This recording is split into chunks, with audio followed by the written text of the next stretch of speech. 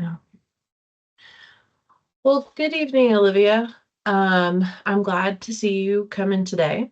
Um, I wanted to, reintroduce myself. I know that we only met briefly last week, um, but my name is Sydney. I'm an LCSW here um, at the therapy building, and I wanted to kind of talk with you a little bit about our roles. Um, can you remind me of your name and what we talked about a little bit last week? My name is Olivia, and we briefly kind of touched on my background with my grief and loss from my husband and my child that I lost. But this week, I'm hoping that I can open up a little bit more about those situations and dig more into the feelings that I feel. Okay. Well, thank you for that. I also wanted to kind of touch on, have you ever been in therapy before meeting with me briefly last week? No. Okay. Well, with that being said, I kind of would like to explain the kind of the roles of a therapist and client and expectations um, of how therapy goes. And then if, of course, if you have any questions, since this is your first time being in therapy. Um, so my job is to talk with you and help you kind of process your emotions and any feelings that maybe you haven't been able to express before, or thoughts that you've had that maybe have been difficult for you. Um, Therapy, in therapy, we can talk about a whole array of things that might be going on in your life. And my job is to kind of just guide you through that. And so, you know, with that being said, confidentiality is something that's very important to building the trust in our relationship. And so everything that we talk about here is confidential. I can't go out in the community and talk about what we talk about in here. However, there are some exceptions due to safety reasons to keep you safe. So, for instance, like if we talk about something where maybe a vulnerable person, such as like an elderly individual or a child, is at harm, that would be something that I would be mandated to report. Um, but we would have a conversation about it and I would let you know, because I feel that that's something that would be um, building your trust and being respectful of our relationship and letting you know, like, hey, this is something I am going to have to report. Um, Another thing about confidentiality is if you talk about like future crimes or harming or having a plan to harm others or even yourself, that's also something where um, I may have to have a discussion with somebody else about it. Um, so, especially with harming another person or having an intent to harm another person, um, there would be a lot in that, but that would be something I would have to report for safety reasons. And then also in reference to yourself, um, you know, a lot of times during therapy, people come and talk to a therapist about maybe feelings of suicide or depression. And while those feelings are normal, and there's also some questions I would have to ask to kind of gauge where you're at with those feelings, like if you do have a plan or intent, or if it's just like fleeting thoughts or ruminating thoughts. That would be different. But I always want you to feel comfortable being able to talk about those things, because some of it is normal and that's not something I would have to report. Um, but if there's like a plan and intent, then that would be something that we would have to kind of discuss next steps for.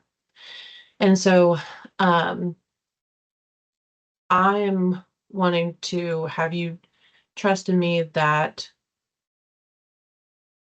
those things that I would talk about with you, and I would let you know.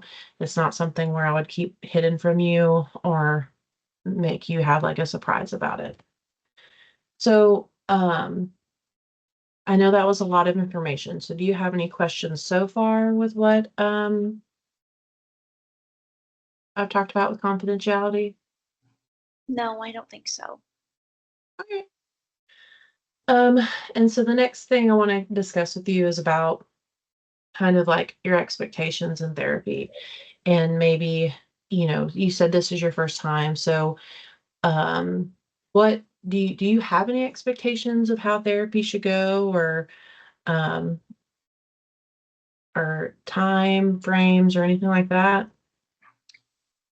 I guess my biggest concern is where to start and how to express those emotions and how to just throw the feelings that I'm feeling at you. I don't know where to start with those and where to start digging into them. Okay.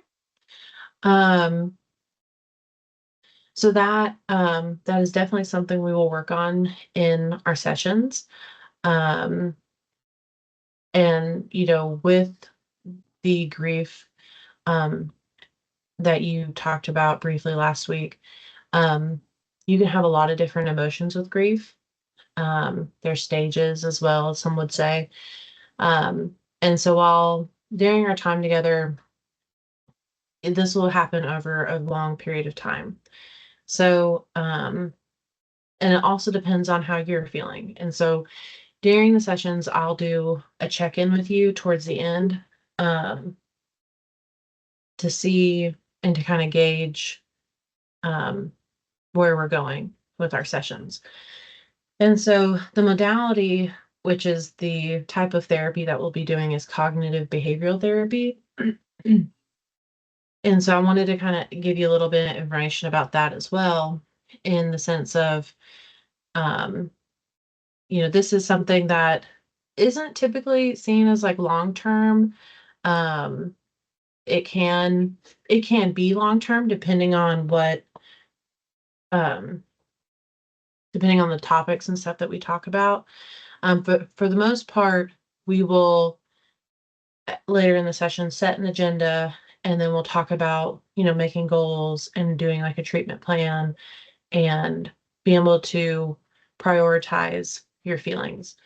um so as far as like time expectations, would you be agreeable to meeting once a week, for about 50 minutes to an hour? And then as time goes on, like, when I do check-ins with you, if you feel like you're doing really well, or if you need to see me more often, we can have those discussions. But the goal is to start weekly and then eventually move to like bi-weekly or monthly. Um, and there's even some clients I've had where maybe we've worked on things and processed a lot of emotions and whatever's going on. But then maybe they like to do a check-in, like every 6 months. So just some things to think about. Um, but this is really for you. It's up to you, what you think is working well. And I just want to make sure you have a voice here. So while we are going to process some of your emotions, this is tailored to you, and I'm here to advocate for you and help you. Um, so besides the time expectations, do you have any other expectations for therapy or anything that you um would like for me to, or you would expect from me? Um, I don't think so. I guess my question, as I'm talking and guiding, like working through the emotions, will you be kind of guiding and leading me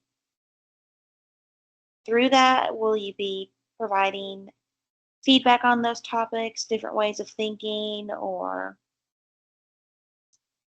Yeah, so we can do that. Another aspect of cognitive behavioral therapy is psychoeducation. And so that basically is where I provide you information on different topics. So when we get to like grief, I may, have a discussion with you about, what grief looks like as it goes through time or for different people. Another big thing in cognitive behavioral therapy is cognitive distortions and automatic thoughts. And so the basic premise of that is we have thoughts every day. We have thousands of thoughts all the time. But that doesn't mean the thoughts are true. And so being able to recognize those thoughts and how those thoughts affect our emotions, which then affect our behaviors, helps us with processing, when we're not in session. And so the skills that you'll learn here, besides, processing your emotions and then doing some skills, learning these skills, you'll also have some homework at times where I may give you like a handout, or I may say, hey, over the next week, I'd like for you to try to do, um, write down your thoughts, write down, when you start feeling these certain feelings. Um, and so that way it'll help us kind of guide your treatment as well, and to focus on the different things that maybe you're experiencing. Because while, you are still living your life, um, is my assumption at this point, and so you can correct me if I'm wrong. So other things may come up where we may be focusing on the grief, but say, like, you and your husband get into a fight one week, and that may be something you want to have a conversation about. That's okay. Um, and so we'll revisit these things probably on like a quarterly basis, if not sooner. It just really depends on how you're doing. So, and then of course, if you want to change things, you can do that as well. All right. So do you have any other questions so far? No, not right now. So the next thing I want to talk with you about is setting an agenda. And like you said last week and then at the beginning of the session, is that you wanted to kind of process your emotions about your first husband and your baby that you lost. Um, so with that being said, is that the only things that you would like to work on, or is there anything else that you've thought about in the past week that maybe you would like to kind of set an agenda with? Um, as I've gone through and thought about this grief and processed this grief, and I think that I've realized I've had a lot of grief in my life, and I feel like it's brought up old wounds that maybe I've never addressed or I've never learned or had the tools to address. Um, so I think that as we talk, I think more things will kind of come to the surface that I may not know exactly what they are right now, but I think as we talk and work through, have these sessions, I think there'll be more emotions that come to the surface. Okay. Um, so would you like to talk about your husband that passed away first, or would you like to talk about your child that passed away first? Well, those both tie together very closely. Um, my the loss of my child was very sudden. My child. It was just me and my child for a very long time, while my husband was away. So, me and my child, we were a pair, we were a duo, and that was kind of my person that I leaned on. I didn't have a whole lot of support from friends or family outside of that. And then, when I got the news that my husband had tragically passed away, that flipped my world upside down. And then shortly after that, my child had also passed away. So, my whole world was just taken from me tragically all at once, and I had no idea really what to do with myself. And then now I'm in this new marriage with a man who I just hate him. I just hate him. And I can't figure out if it's because I hate him because of who he is as a person, or if it's just the fact that I'm angry that I lost the loves of my life. I lost my whole world tragically and it was taken from me. And that's the point where I'm trapped in this emotions of things, just trying to figure out, you know, all these feelings, and they consume me every day, and it's all I can think about. And you mentioned I'm doing life, I'm here, I'm functioning, but I'm here physically, but I'm just not here mentally.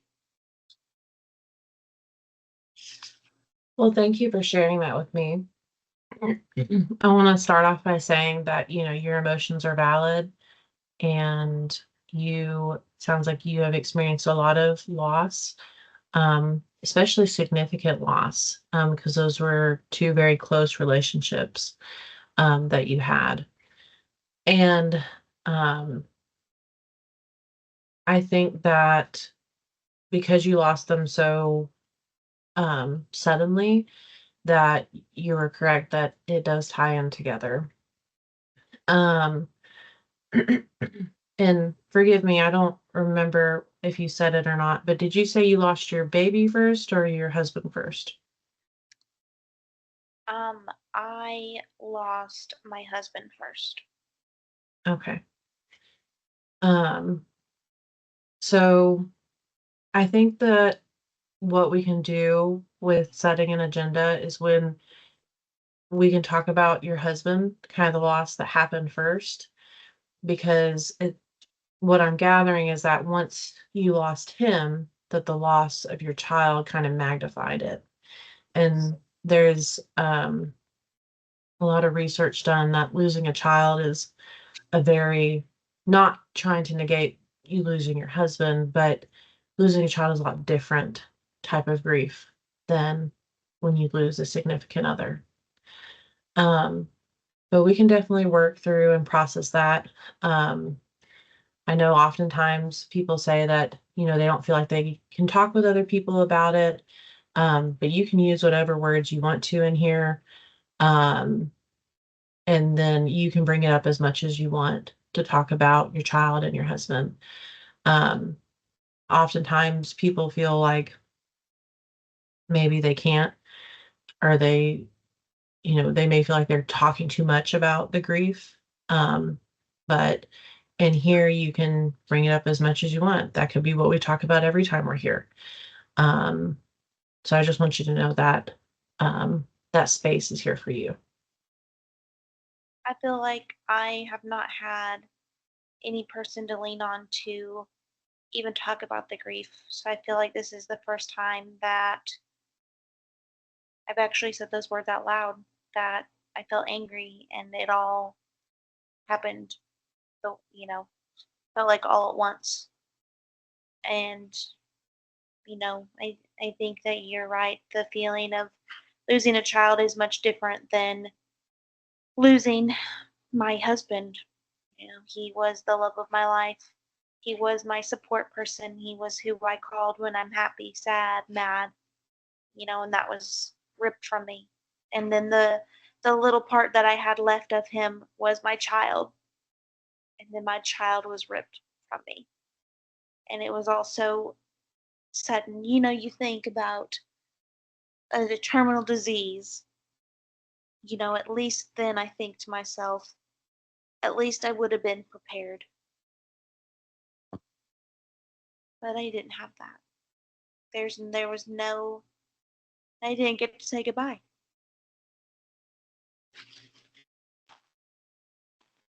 Thank you again for sharing that. It's hard when you lose a husband out in war. Um, suppose you're right. You don't get to say goodbye, even if you do say goodbye before they leave. That's not the same thing. So I can definitely understand where you're coming from there. Um, and so with that being said, I want to do a mood check-in with you. I know we did it a little bit last week. I don't know if you recognized when I did it, but wanted to I want to check in before we move on to talking a little bit more about your husband and child. So last week, I asked you how the the feelings of sadness and depression on like a scale of 1 to 10 was affecting you with, one being not at all and 10 being like crippling, like you can't do anything, can't get out of bed, it's affecting every aspect of your life. And last week you told me that you were around about an 8, because you mentioned that you were barely able to make it to the session, but you did recognize that you needed help. Mhm. So, I do wanna congratulate and say, I'm very proud that you're able to make it today and be able to talk about these things with me. I do appreciate that you are here. Um, so on a scale of 1 to 10 for today, how are you, doing? I think I'm still at an 8. Um, Although it feels good to get these things off my chest and start talking about it, it also kind of brings it to the surface, kind of makes it feel real. So I think I'm still at an 8 right now. Okay. Um, Oftentimes the grief, it comes and goes, it comes in waves. So some days, like you may feel more emotions and feelings than others. Um, and so what I want to kind of focus on is what um what do you think gets you down to a 7?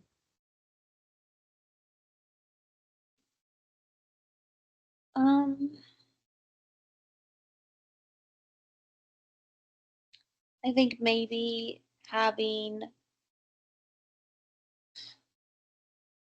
I guess maybe some coping skills, because I find myself in these situations where I just get so overwhelmed with the emotion and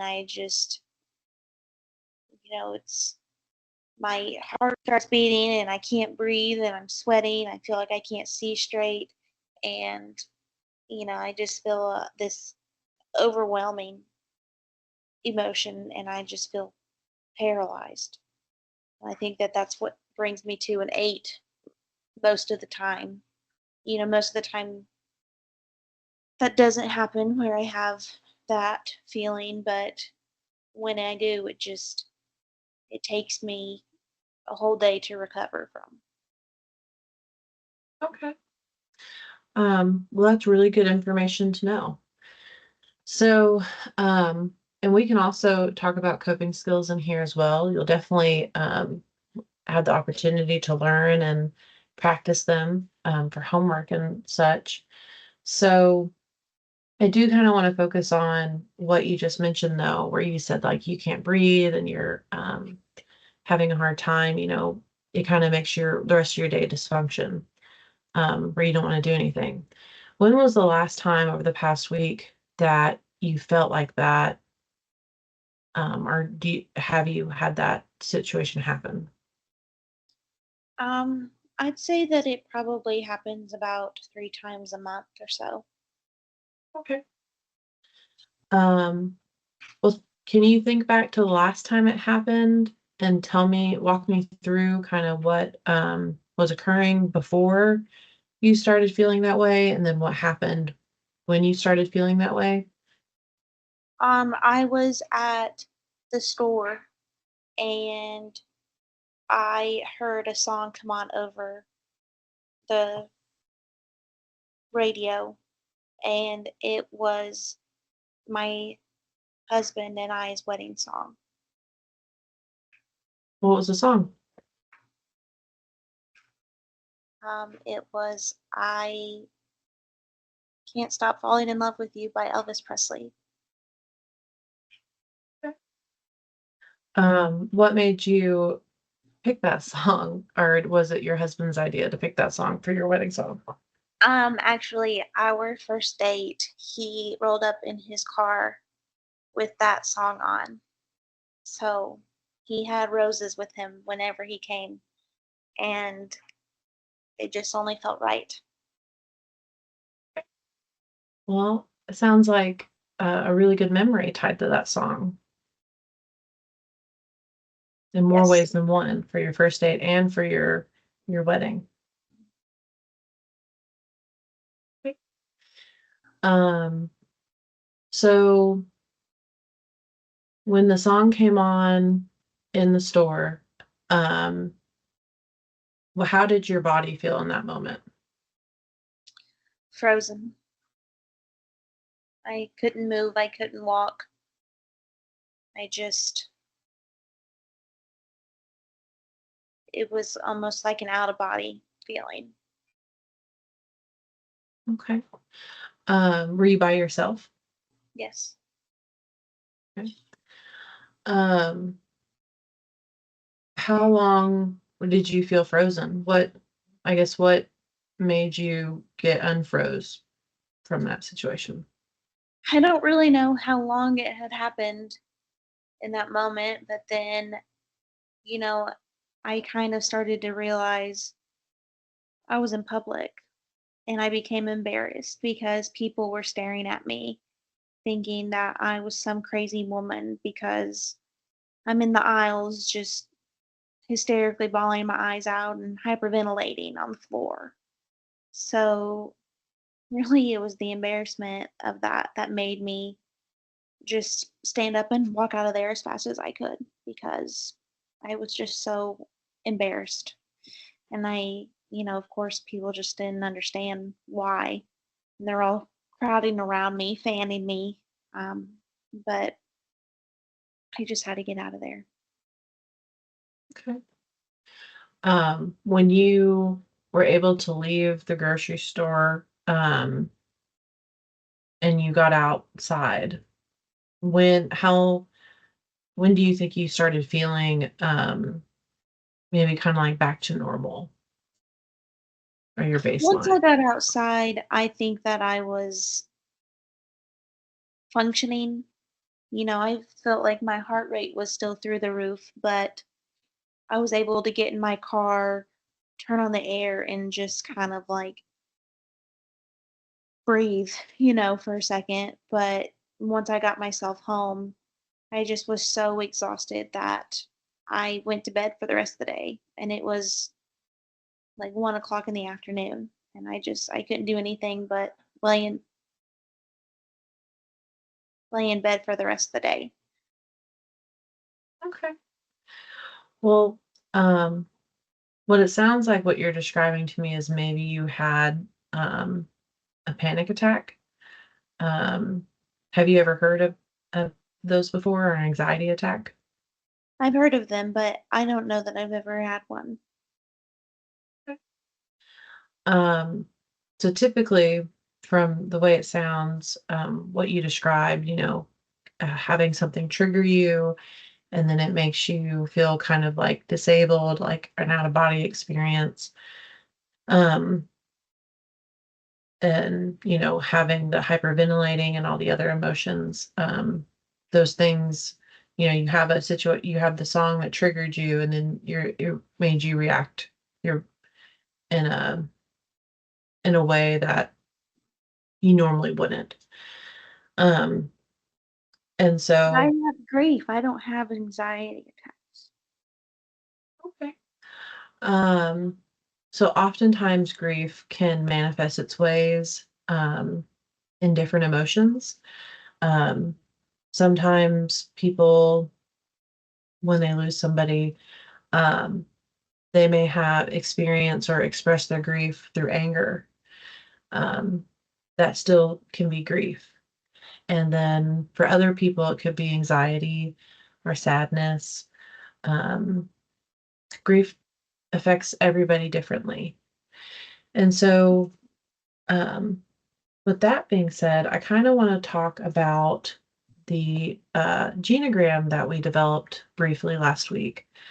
Um, just so that way we can kind of I can have a better understanding of you and your life and all that. So, um, here's your genogram. Are you able to see that? Yes. Okay. So I have you here, and then you told me that, you have a mom and dad that are still together. Um, and I went ahead and put your first husband here, and your baby, and I have your second husband here, and then the baby that um you guys are about to have, or um yeah. So um with that being said, um, you said, we talked about anxiety a little bit, but I wanted to ask you if, have you ever known anybody to have anxiety in your family before? As you were talking about how grief can show up differently, it kind of makes me think of my mother. Um, because now that I think of that, something similar happened to her when my grandma passed away. She had a very similar situation, and I guess she had a lot of, she always called them spells. And I guess maybe that might have been what it was anxiety. What did the spells look like to you, or what happened? It was a lot of that where she would say her heart rate felt very elevated, and it was a lot of the times whenever we were in large crowds of people, she would always kind of just freak out in large crowds of people, and my dad would just have to shuffle her out, and she'd calm down and cool off, and then she'd be okay. But she hated going into big crowds, and I guess that just makes sense. Okay. So it's possible your mom might have had panic attacks or some anxiety.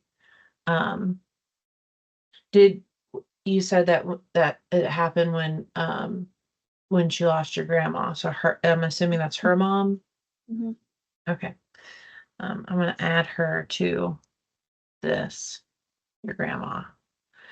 Um, is there any other, family members that you've recognized, like maybe some anxiety going on with them in your life? Mm,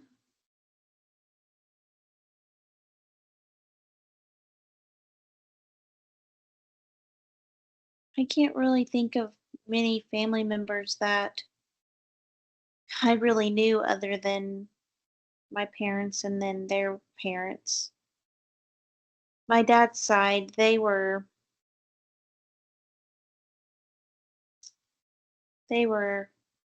I think that they were okay. I didn't spend a whole lot of time with them, so I don't really know for sure, but my grandpa on my mom's side, he died before I was born, so I don't really know him. Okay. Um, how old were you when your grandmother passed away? I was young. I think I was about maybe 10 years old. Okay. Um, do you know if maybe your grandmother ever had situations, or that she, when she lost somebody, that she got upset or anything, or had the similar type of spells? Um, my mom always called her a worry wart, but I can maybe see that now as an adult being anxiety, but I think I was too young then to know or really be able to think about, situations. But my mom was also a worry wart, so I would say it's probably somewhere related. Okay. Do you feel like you also, uh, worry about things?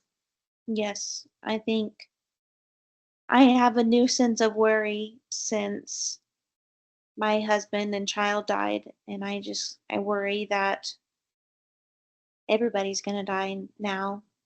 Anytime anybody goes outside, I just worry, worry, worry. Um, and it just Okay, elevates my mood on that scale you were talking about. okay. Well, I definitely, it sounds like, maybe there's a pattern in your family, or at least, where, we're looking at the genogram here. Um, we added your grandmother. So, if your grandmother had a wart was a worry wart, and then your mom had spells, and then um, I think might have anxiety manifesting from the grief. Um, have you noticed any other times in your life before this happened with your husband and child, um, that you've had anxiety, or now that you know what it is? I think that I have, but I don't think it's been as intense, just like comparing that initial feeling of, whenever I was in the store, I could kind of feel that heaviness coming on. I could feel the heart rate and just I don't know how to put it into words of the feeling, but it's just a full body feeling that just I've never experienced it in a way where I was paralyzed in that situation where I was frozen, but more so just like the jittery, itchy, like, just very, very stressed feeling and my heart rate was high. I've experienced that feeling like in high school, maybe, especially like test taking, being nervous about that. I can't think of a situation right now off the top of my head of just like, I feel like a test is normal anxiety, but I can't think of an example outside of like a normal nervousness feeling.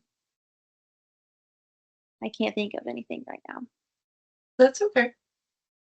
Um, I definitely um, think that with the family history and everything that you've talked about, this gives us a really good place to start talking, and addressing, I'm sorry, formulating kind of a plan for your treatment while we're together. So even though, you came in for grief, um, it sounds like what you're telling me is that the anxiety is what's kind of manifesting from your grief at this point, along with the sadness that you are also feeling. Um, and so a goal, or the next step, would be to kind of talk about some goals, um, for, the grief and anxiety and depression. So, with that being said, are you are you wanting to decrease anxiety, or do you have a specific goal in mind, um, to work towards during our treatment and our time together? Well, I'd like to not feel those ways, Okay. especially whenever I hear a song or something. So, I guess what we can do for goal, setting is decreasing your anxiety and depression related to the grief that you're experiencing. And then we can set another goal, to being able to identify, because you mentioned, that you worry about a lot of different things, and um, when it sounded to me like maybe some cognitive distortions, or some automatic thoughts that you might be having that are turning into cognitive distortions. And so what we can set another goal for is being able to um, identify those thoughts and feelings, and then be able to, I'll teach you how to um, process them, and then turn those into maybe more positive thoughts and feelings, or at least be able to like um, rationalize them at times. So, um, with that being said, do those sound like good goals for you, or is there any other goals that you would like to work on? I think that's a good starting point. And we don't have to have like a specific time frame for them either, because again, everybody moves at different paces.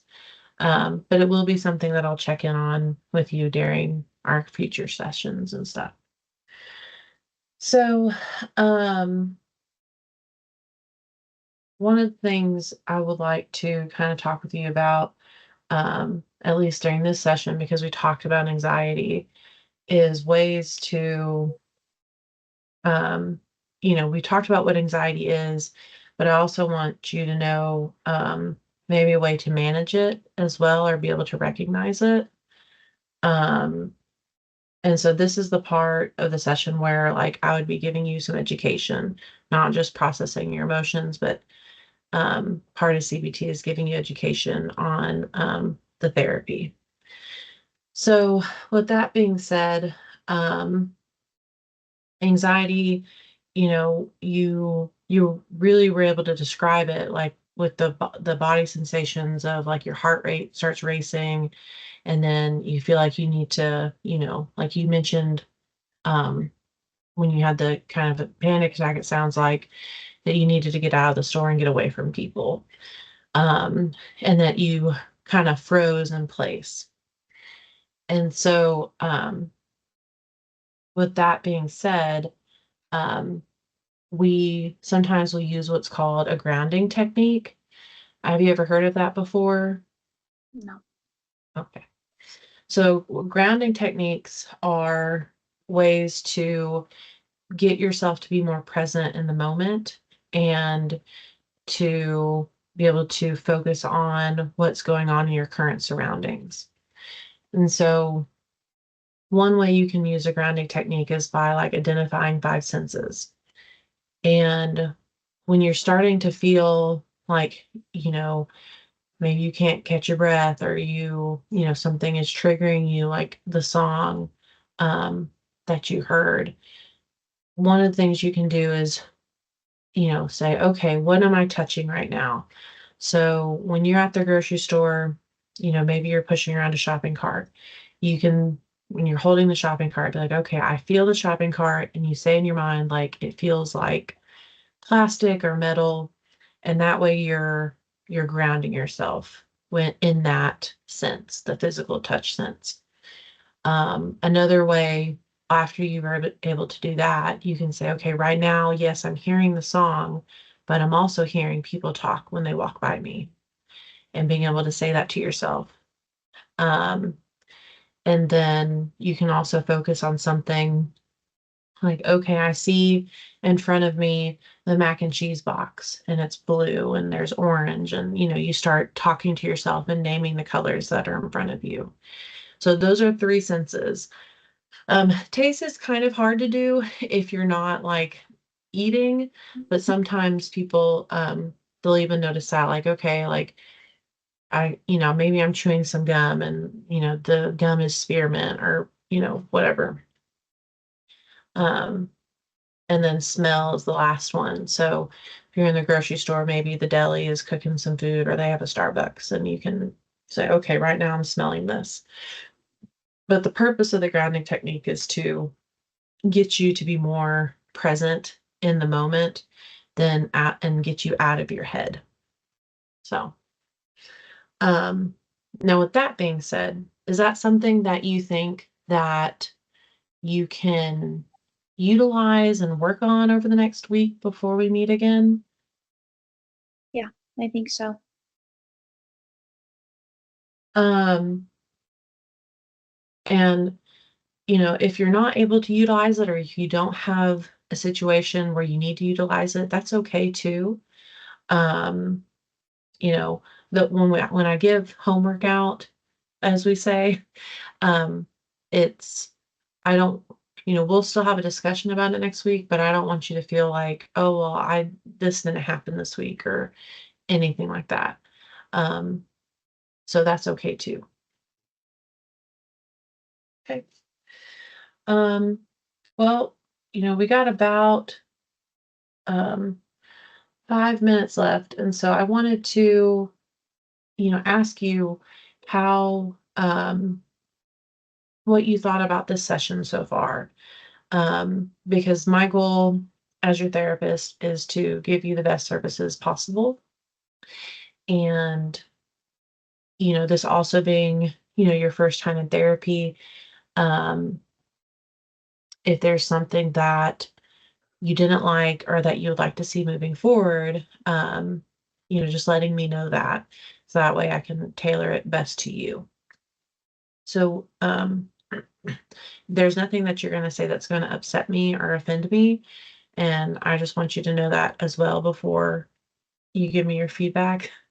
Um, so is there, what did you think of today? I think it was actually very helpful. Um, I think I definitely have a few points to take away to think about, and process, and especially thinking about my episode that I had in the store related to my mother's episode. And it's almost reassuring in a way that I'm not crazy and that, you know, I'm just maybe experiencing an anxiety, and that goes hand in hand in grief. And it's not a good thing, but it's kind of refreshing to know that in a way, because in those moments I kind of just felt like I was dying. So it's a relief to know that it's kind of a normal thing to be experiencing. Okay. Um, so I guess to just give you a bit of a summary of how things went today is we talked about, um, what brought you to therapy in the first place. We were able to kind of review expectations, of the sessions and what, we'll be working on during our time together. And then I was able to give you some information about anxiety and grounding techniques and some homework. Um, and then you let me know that you thought that the session went well and you have some stuff to think on. Um, is there anything else um, that you would like to see? Um, or maybe anything that I said that you didn't understand? Mm, I don't think so. Okay. Um, well, I definitely enjoyed our time together. And I'm glad that we were able to meet and talk about um, everything.